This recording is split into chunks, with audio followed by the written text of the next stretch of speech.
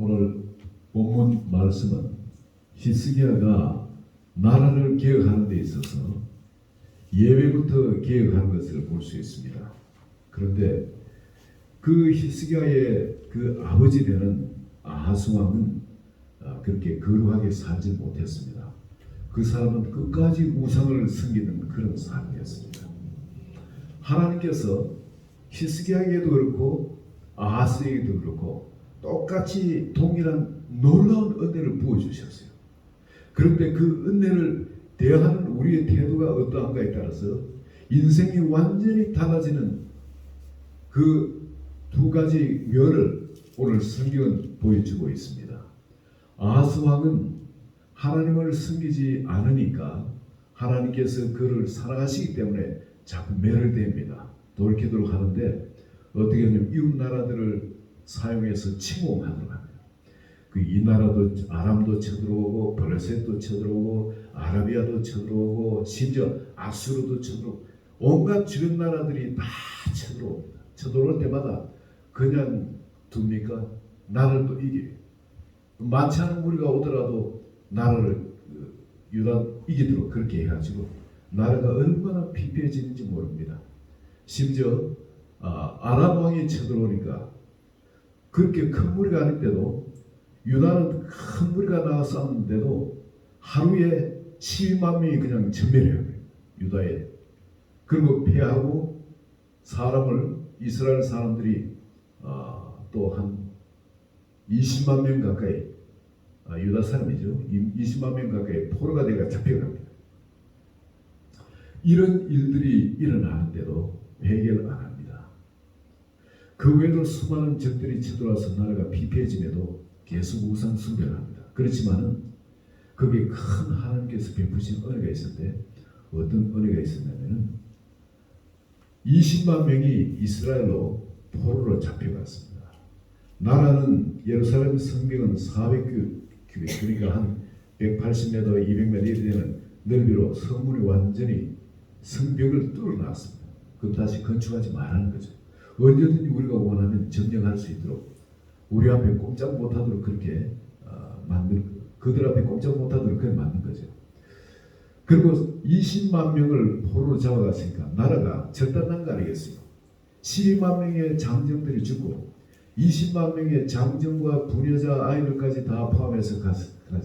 그런데 부녀자와 아이들은 보통 카운트를 안 합니다.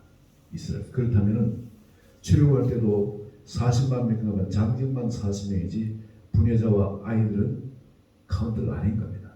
그런데 20만 명이 포로로 잡혀갔다는 것은 그 부녀자와 아이들까지 잡아갔다는 건 이건 뭐 나라 그냥 깨끗이 썰어가다시피 그런 겁니다.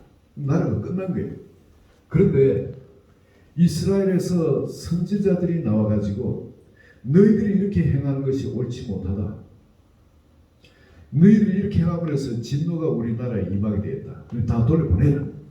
하나님의 선지자가 그런 이야기를 함으로 말미암아 이스라엘 사람들은 작정하고 가서 목숨을 내놓고 싸워서 전리품을 얻어오고 재물을 약탈을 하고 그리고 사람들은 노예로 쓰려고 잡아왔는데 전부 다 이거를 아무 보상도 없이 그냥 돌려보내라니까 재물까지 다 돌려보내고 이거 얼마나 억울해요. 손을 들어서 그대로 순종하기가 너무나 어려운 거예요. 그렇지만 하나님의 선지자들이 이야기하니까 이스라엘 사람들이 그 포로로 잡아놓은 그 사람들을 전부 다 이미 노예로 삼게 되면 옷을 어떤 사람 빨아벗겨 가지고 그때 노예는 또 그렇게 또 다루고 하니까 그런데 그런 사람은 옷을 다시 입히고 굶은 사람은 옷을 먹이기도 하고 그리고 상한 사람은 치료하기도 해서 전부 다 말과 노새 등등 해서 약한 사람을 다시 고토로 보냈어요. 그럼 그때 왕과 왕자들 중에 죽은 사람도 있어요.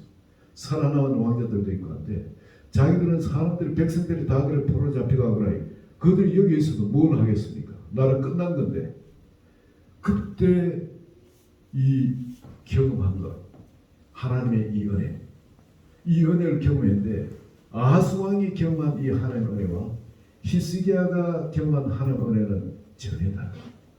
아하스 왕은 그럼에도 불구하고 여전히 우상을 섬깁니다. 그런데 히스기야는 거기서 그러면 안 되겠다는 결심을 하는 거죠. 그래서 아버지가 죽고 자기가 왕이 되었을 때 이 히스기야가 한 14년간을 그렇게 나라가 절단나고 난 다음에 이 히스기야는 어떤 왕으로서의 그런 올바르게 못한다 싶어가지고 아마 신하들이 그랬던가 봐요. 14년간을 같이 다스립니다. 선왕 아하스하고 히스기야가. 그리고 그때까지만 해도 자기가 원한 대로 하지 못하죠. 왜? 아버지가 선왕이니까. 아버지가 절대 주권을 갖고 있으니까. 그렇지만은 아버지가 돌아가시고 난 다음에 히스기야가 사역을 시작하면서 그때부터는 달라집니다. 히스기야가 먼저 뭘 했냐면 나라를 기억해야 되겠다. 우상 숭배하는 데서 돌이켜야 되겠다. 이것만이 살 길이다. 그래서 히스기야가 나라를 개혁하는데 먼저 뭐부터 개혁해야 돼? 성전 개혁부터 시작합니다. 왜냐하면 이스라엘은 율법 중심으로 나라가 쓰이는 겁니다. 그래서 이 율법 중심으로 다시 하나님의 말씀으로 돌아가는 삶이 되지 않으면은 하나님이 이 나라를 축복하지 못한다. 그걸 알고 말씀으로 돌아갑니다. 자기 혼자서 왕 혼자서 기름 부은 왕 혼자서 시작했지만은 그것을 누구하고 같이 그 기름 부음이 같이 하나로 합쳐지도록 일을 했냐면 제사장들에게 즉 레위 사람들에게 이야기를 합니다. 오늘 뭐라고 이야기합니까?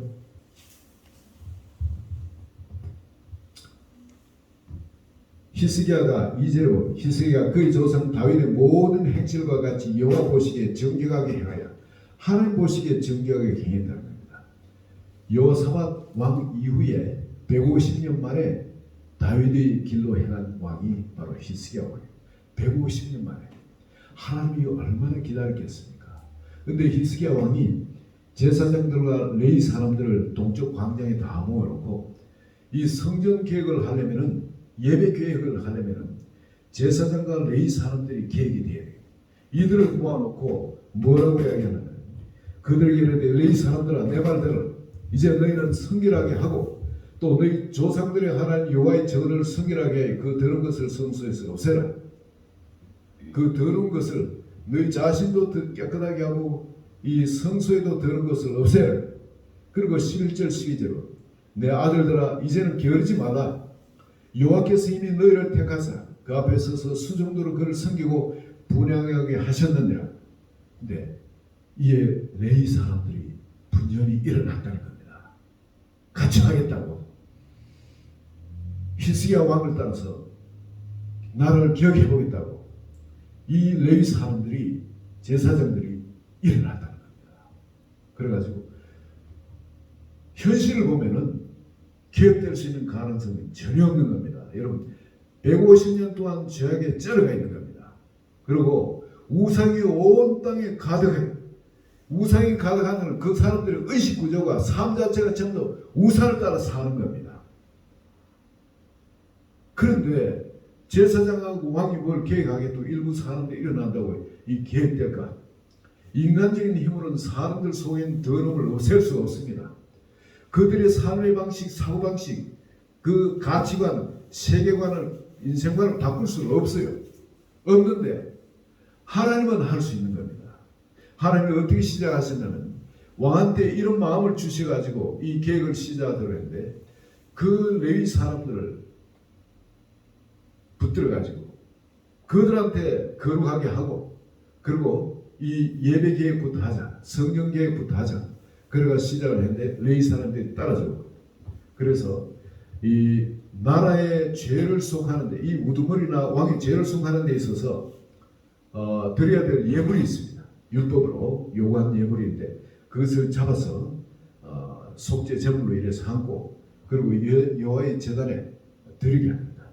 드렸는데 그때 왕과 23절에 보면 속죄 제물로 드릴 순념소들을 왕과 회중 앞으로 끌어오매 그들이 그 위에 안수했다. 왕과 그 모인 그 귀인들이 있죠. 그들 앞에 끌어오니까 그들이 그에게 믿음으로 안수를 했다는 겁니다. 여러분 이게 안수한다는 것은 뭐냐면은 나의 죄를 그들에게 전가하는 거죠. 그 제물한테. 백성들의 죄를 그 제물한테 전가하는 겁니다. 그리고 나의 죄 역시 그 제물에 전가하는 겁니다. 안수하는 사람은 믿음으로 그걸 대신 행해줘. 그럴 때 여러분 그 제물을 대신 잡습니다만 이것은 뭘 말하냐? 이 계획을 시작하면 우리 목숨을 내놓겠습니다 이 뜻이에요. 내가 그런 내 목숨을 희생제물로 내놓지 않고 나는 살고 다른 사람들은 죽어라. 이거 말이 안 돼요. 내가 먼저 그 희생제물로 하나님 앞에 나의 생명은 없다. 나부터 먼저 옛 사람은 죽고 하나님이 말씀하신 새 사람이 사는 그런 삶으로 주님을 섬기고 이 일에 행하겠습니다 하고 자기 자신을 제물로 내놓는 겁니다. 그리고 이 제사장들과 레위 사람들이 그렇게 예배를 드리고 들어갈 때 여러분 그게 뭐를 갖고 들어갑니까? 이 백성들의 죄를 속하기 위해서 이 제사장이 갖고 들어가는 게 피를 갖고 갑니다. 그 제물의 피는 제단 밑에 다 쏟아버려요. 그리고 이미 죽었다는 거죠. 옛 사람은 이제 죽은 겁니다. 육체의 생명이 피에 있습니다. 근데 그 피를 다 쏟았다는 건 이제 그 생명은 끝났다는 거예요. 새로운 생명이 돼서 하나님 앞에 그 생명을 받아 나오는데 그 죄를 먼저 사야 되죠.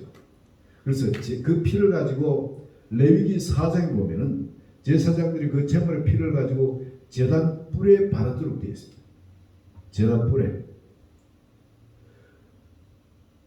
이 유다 백성의 죄가 이스라엘 백성들의 죄가 금광석 철필로 제단 뿔에 기록되어 나니 여러분 이 금광석이 얼마나 강한 겁니까? 그리고 또 노쇠가 얼마나 강한 거예요 그 당시에. 근데 그 죄가 어디에 기록됐냐면은 제단 뿔에 쇠 위에 이게 기록됐다는 겁니다. 우리 눈에는 그걸 기록된 게 안 보이지만 하나님은 그게 기록해 절대 안 지어야 돼요. 우리가 지울 수가 없는 겁니다. 그런데 그게 뭐가 그 죄를 살 수 있는 이 제물의 피가 그 죄를 지울 수 있다.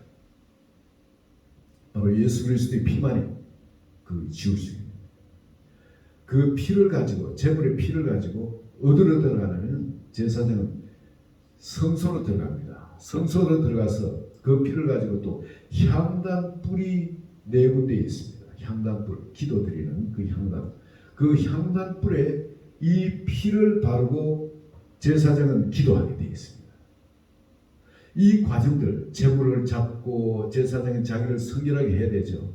엄지 손가락에 그 피를 받아가지고 귀에 바르고 뭐 옷도 거룩한 옷 입고 엄지 발가락도 바르고 그리고 성소에 들어가는 겁니다. 그래서 그 죄를 사하고 난 다음에 그럼 주님이 그 죄를 사해 주신다는 거죠. 이걸 시작할 때 밖에서는 사람들이 레위인들이 찬양을 올립니다. 사람들은 그냥 부르는 찬양. 이 다윗과 그 아삽의 그 시들이 있죠. 그런 걸로 성전에서 올려드린 그 찬양을 그냥 올려드리고 보컬로 올려드린 사람은 보컬로 찬양하고 그리고 레위인들은 그 수금이라든지 각양 악기로 찬양을 하고 제사장은 나팔을 울려 부릅니다. 온 그리 찬양이 그냥 가득한 거예요. 제사장들이 섬기기 시작할 때. 그리고 거기에 다윗의 악기를 레위인들이 잡고 연주를 시작했던 겁니다. 이게 뭘 뜻합니까? 왜 그 다윗의 악기를 잡겠어요? 혹시라도 잘못하면 이거는 아주 귀중한 오래된 물건 아닙니까? 다윗 왕이 쓰던 물건이기 때문에 그거는 보관을 하고 그래야 될 건데 근데 그걸 갖고 이 사람들이 150년 지나가지고 이 사람들이 그 물건에 대한 가치를 몰라서 그런 것이 아니라 다시 다윗의 그 찬양을 하나님께 올려드리겠다는 거죠. 다윗이 올려드리는 그 순수한 찬양 하나님께 기쁨으로 올려드리는 그 찬양을 올려드리겠다는 거죠. 다윗은 하나님 앞에 찬양할 때 정말 순수한 기쁨으로 다른 어느 누구도 의식하지 않고 그가 춤을 추면 바지가 그냥 바지끈이 풀어져 가지고 바지가 흘러내려도 모르고 그것도 창피한 줄 모르고 춤을 추는 사람. 악기를 다룰 때도 역시 그러한 기쁨으로 하나님을 의식하고 임재를 의식하고 그 임재 안에서 하나님을 찬양하는 사람. 그냥 그 찬양하고 하나님의 임재 가운데 그냥 사는 것이 가장 좋다고. 하나님 자기를 그 안에 왕이 되어서 밖에서 이런 일 저런 일 하고 하는 그런 것보다도 그냥 임재 안에서 그 안에서 주님을 찬양하는 것, 그렇게 좀 자기를 좀 해주기를 소원하는 그런 사람. 바로 그렇게 올려드린 그 악기, 하나님의 임재의 그 기름붐이 충만히 묻어있는 그 악기를 그 레위인들이 다시 그 악기를 잡았다는 것, 이건 의미가 다른 겁니다. 우연히 그래 될 수도 있겠지만 그렇지만 이 여호사밧 왕이 이런 계획을 시작할 때 레위인에게도 이런 마음을 주셔서 같이 공명이 마음이 영적으로 공명이 일어나도록 하신 겁니다. 그리고 진정 주님이 받기로 하는 그 예배를 하나님은 준비를 하시던 거예요. 그렇게. 그리고 시작을 하신 겁니다. 그리고 예배가 다 끝났습니다. 제물을 잡고 그리고 그 지성소까지 대제사장이 들어가서 대속죄가 아닌데도 아마 그랬을 것 같아요. 왜냐하면 이게 순념소를 잡았어요. 순념소 한 마리가 순념소들을 잡았다 그럽니다. 그렇다면 그 피를 가지고 그 지성소 안에 들어가서 제사장이 이를 뿌리는, 하나님 앞에 뿌리는, 그리고 동쪽으로도 뿌리는 그런 일이, 자기가 들어온 문 쪽으로도 뿌리는 그런 일이 있었을 겁니다. 여러분, 이런 제사 의식을 다 파하고 나오면은 참 그게 짧은 시간이 아니잖아요. 우리 보통 예배 드리고 나면 예배 드리고 지교까지가 예배죠. 그리고 끝나고 이제 가는 것이 아니라 이 사람들은 가지 않았대요. 이게 성경 29절 한번 보시기 바랍니다. 29절. 제사 드리기를 마치매 그럼 이제 끝났으면 가야죠. 그런 줄 알아요. 왕과 그와 함께 있는 자 다 엎드려 경배하니라. 뭐 새로 시작하는 것 같아. 그죠? 다 엎드려 가지고 경배하는. 이 사람들이 엎드리면 주로 어떻게 엎드립니까? 손을 들고 엎드리죠. 그 머리는 땅에 박고 머리를 대고 엎드려 경배하라. 다 끝났는데 왜 또 이러냐? 예배 드릴 때 안 그러고 다 끝났는데. 여러분, 예배를 하나님이 기뻐하시는 그 예배를 드리고 나니까 하나님의 임재가 그 전에 충만하니까 사람들이 떠날 줄을 모르는 거예요. 너무나 큰 하늘부터 그 기쁨이 그들을 주장하는, 임재의 하나님의 임재의 기쁨이 그들을 주장하니까 지금까지 그들은 평생에 이걸 경험하지 못했거든요. 예배 가운데 임하는 하나님의 은혜, 하나님의 임재의 기쁨, 이 부으시는 이 사랑, 이걸 그들이 경험하니까 떠날 수가 없는 겁니다. 가장 좋은 것이니까. 세상 같아도 그런 곳이 없거든요.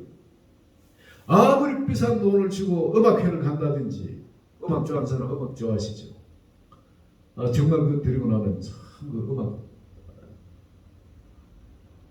클래식 좋아하는 사람 클래식, 또 혹은 대중음악 좋아하는 사람 흘러간 대중 그 옛날 가수들이 와서 하면 마음이 옛날 그 고향 생각도 나고 옛날 생각도 나고 하면서 마음이 좀 불리고 그런 위로받고 하는 그런 것이 있습니다. 근데 그러나 여러분, 예배 정말 하나님이 기뻐 받으신 예배를 드리고 나면은 하나님께서 부으시는 주님의 사랑이 그것에 하나님의 임재의 기쁨이 그것을 충만히 주장합니다. 여호와를 기뻐하는 것이 너의 힘이니라. 속 사람이 힘을 얻어 속 사람의 기쁨으로 충만하게 되면은 우리 영적인 존재는 바로 이 기쁨을 얻어야 돼요. 영적 에너지입니다. 이것이. 그리고 그 저를 떠나기 싫어. 교제가 하지 말아도 교제가 저절로 일어납니다. 너 나 이래 구별되는 그런 것이 거기서는 없어져요. 초대교회에 위로부터 성령께서 충만히 임하니까 초대교회 사람들이 서로 떡을 떼며 나누면 아무도 내 것이라 주장하는 사람이 없는 그런 코이노니아가 일어나게 돼요. 그 가운데 하나님께서 그런 은혜를 부으십니다. 예배 가운데. 여기에 여호사밧이 이런 이야기를 합니다. 히스기야가 이런 이야기를 합니다. 30절 히스기야 왕이 귀인들과 더불어 레위 사람들 명령하여 다윗과 선견자 아사를 시로 여호와를 찬송하게 하며 그렇게 안 가고 있으니까 찬양 좀 하자. 그래 찬양하도록 하니까 그들이 즐거움으로 찬송하고 몸을 굽혀 예배합니다. 이들에게도 이제 주님의 그 임재가 그들을 사로잡은 겁니다. 그리 즐거움으로 찬송하고 몸을 굽혀 예배를 하고 누가 시킨 거 아니에요. 찬양하자는데 이 사람들이 이런 식으로 이제는 그 안에서 뭐가 나옵니까? 하나님이 주시는 그 즐거움과 그 기쁨이 이들 마음을 온통 주장한 겁니다. 그리고 히스기야가 뭐라고 그러고 이에 히스기야가 말하여 이르되 너희가 이제 스스로 몸을 깨끗하게 여호와께 드렸으니 마땅히 나와 제물과 감사 제물을 여호와의 전으로 가져오라. 그랬더니 회중이 제물과 감사의 제물을 가져오되 무릇 마음에 원하는 자원하는 자는 또한 번제물도 가져오니 자원하는 마음이 그 가운데 충만하게 임합니다. 누가 시켜서 하는 것이 아니고 이제는 자원하는 마음으로 이것을 예물을 갖고 오더라는 겁니다. 자원하는 마음으로 소도 갖고 양도 갖고 와가지고 거기에 번제물은 태워가지고 없애는 거죠. 얼마나 이거 낭비적이에요.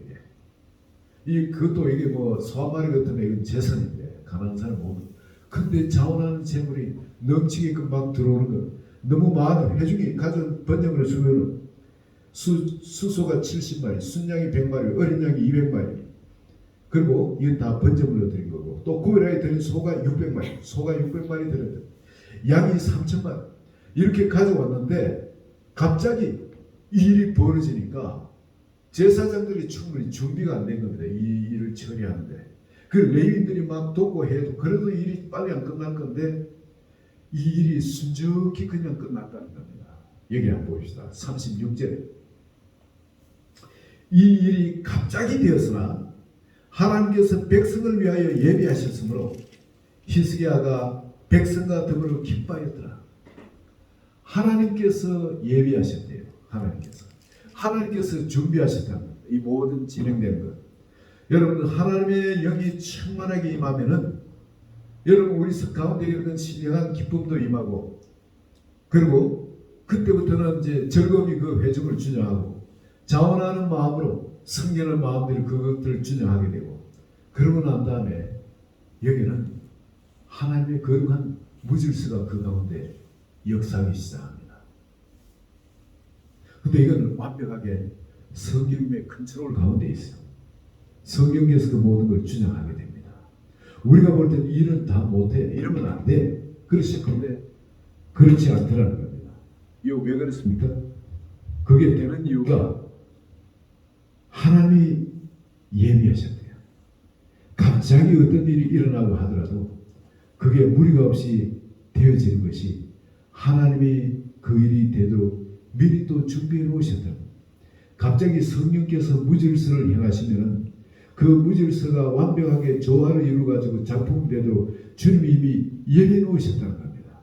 그리고 그 거룩한 무질서를 일으키신다는 거예요. 이때는 하나님의 일이 시작된다는 겁니다. 그 전까지는 우리가 계획하고 제도적으로 또 플래닝한 대로 기획한 대로 모든 것이 그려져 가야 되는데 그렇지 않으면 뭔가 잘못된 것 같고 불안하고 그렇잖아요. 그러나 하나님의 은혜가 그 전에 충만하게 임할 때 하나님의 은혜가 그 성령께서 그 회중들을 준영하게 될 때 그때는 누가 이걸 해야 된다 저렇게 해야 된다 우리가 프로그램을 만들었다도 그 프로그램이 무용지물이 될 수가 있습니다. 이제 거룩한 무질서가 막 그냥 제가 이쪽으로 저쪽으로 그냥 널뛰듯이 무질서 가운데 진행되는 것겠지만 다 은혜롭게 작품이 되더라고요. 하나님이 역사하시는 겁니다. 오늘날 우리는 너무 참 이 모든 면에서 어둠의 세력이 얼마나 참 지혜롭게 우리 크리스찬들보다 앞서가는지 모릅니다. 이 크리스찬이 차라리 세상적으로 나오면 세상 사람들은 법이고 윤리고 뭐 아무것도 없습니다. 이 또 소위 말하는 오징어 게임처럼 딱 그 이기면 승리하는 다 가져가는 거 지면 죽는 겁니다. 이게 그런 경쟁 속에서 이래 첨예하게 자라기 때문에 이들에겐 윤리도 도덕도 법도 없어요. 그냥. 지금 사회 각체 지금 일어나는 게 지금 그렇지 않습니까? 어느 누구한테 윤리를 찾아볼 수 있고 도덕을 찾아볼 수 있습니까? 법을 찾아볼 수 있습니까? 그걸 집행하는 사람들한테 똑같고 대통령도 똑같고 저보다 어디 뭔가 기준이 없어요. 사회의 공의와 정의가 행해지는 바가 여러분 찾아볼 수가 없습니다. 이게 지금 뭐 때문에 그렇게 했습니까? 이 세상을 따라가다 보니 기독교인이라도 이에 대해서 바로 이걸 잡을 수 있어야 되는데 기독교인도 세상을 따라가다 보니까 세상의 기준이 좋아 보이거든요. 세상에서 잘 먹고 잘 살고 하는 그런 것이 좋아 보이거든요. 그 기준을 세상 기준을 따라가다 보니까 세상의 가치관을 따라가다 보니까 하나님께서 우리에게 주신 이 축복의 이 거룩한 이 영광의 이 삶 이에 대한 가치를 잃어버린 겁니다. 이 주님이 주시는 이 진리 가운데 거룩 가운데 거하는 것 하나님의 사랑 가운데 거하는 것 이 말씀 가운데 거하는 이걸 놓쳐버리는 거예요. 이게 희석되어 버린 겁니다. 온갖 이제 우상이 우리 마음속에 들어와 있는 거예요. 우상. 하나님보다 더 사랑하는 것이 우상 아닙니까? 여러분 우리 마음을 살펴보겠습니다. 하나님보다 사랑하는 것이 없는 사람이 누가 있겠습니까? 오늘 같은 가지가는 내 생각에 하나님 말씀보다가 다른 것이 더 크게 내 속에 들어오고 그때 들어온 거를 그때 즉각적으로 그걸 물리치지 않고 하나님 말씀을 붙들고 그걸 물리치지 않으면 나는 우상을 섬기고 있는 거예요. 지금 그러다 보니까 교회가 저리 힘을 못 쓰고 세상에 짓밟히는 죽으면 죽으려 하고 말씀 가운데 거하는 정말 이 계획을 일으키는 제사장들과 레위 사람들 여호사밧 왕처럼 히스기야 왕처럼 죽으면 죽으려 하고 재물에 안수를 하고 내 생명과 함께 이 재물은 이제 끝난 겁니다. 재단에. 그리고 새로 사는 존재는 하나님이 왕같은 제사장으로 그리스도인으로 살게 하는 그 생명으로 살겠습니다 하고 그렇게 나아갈 때 여러분 성령께서 역사하십니다. 이 회중 가운데 거룩한 성령께서 그들을 주장하시고 역사하며 그 나라를 기억해 했던 것처럼 오늘날도 하나님은 이런 회중을 찾고 계십니다. 누가 시작하냐? 바로 목회자가 먼저 교회 리더가 먼저 시작합니다. 그리고 교회 그 다음에 장로님들이나 권사님들 집사님들 리더급이 먼저 시작합니다. 그래 나갈 때 세상의 계획을 해나갈 수 있습니다. 교회로부터 이런 계획이 일어납니다. 하나님부터 이 계획이 임하고 그 계획은 또한 목회자를 통해서 또한 교회 리더들을 통해서 귀인들을 통해서 세상으로 이 축복이 흘러가게 되어 있는 겁니다. 지금 세상이 잘못된 것 세상을 욕할 수가 없습니다. 누굴 욕해야 되는? 우리 자신을 욕해야 됩니다. 우리가 바로 그런 빛과 소금의 그런 삶을 살지 못했기 때문에 그러나 오늘 이 히스기야의 계획을 통해서 우리가 볼 수 있는 것은 히스기야 한 사람이 시작을 했습니다. 아무 힘도 없을 것 같은데 절대 바꿀 수 없을 것 같은데 여호사밧 이후로 계속 이 죄악에 쩔어 있는 그 나라인데 그들의 의식 전체가 완전히 죄에 쩔어 사는 사람입니다. 여러분 그 히스기야의 부왕 아하스가 오죽하면 말이죠. 그렇게 매를 맞고 그럼에도 하나님 은혜를 체험해도 하나님을 의식을 못합니다. 그만큼 백성들도 죄에 쩔어가 있는 겁니다. 그런데 히스기야 혼자 어떻게 그 나라를 기억합니까? 불가능같이 보이지만은 여러분 정말 죽으면 죽으려 하고 그렇게 자기의 힘을 던지고 그리고 주변에 같이 제사장과 레위인들과 함께 그 일을 시작했을 때 목숨을 내놓고 그 일을 시작했을 때 하나님의 역사하시네. 하나님의 그 예배의 기름 부으시고 하나님의 그 회중 가운데 하나님의 그런 은혜를 부으시니까 사람들이 한 번도 경험하지 못한 하나님의 은혜와 하나님의 사랑 하나님의 임재를 체험하게 되어 있습니다. 사람들이 찾던 게 그게 있거든요.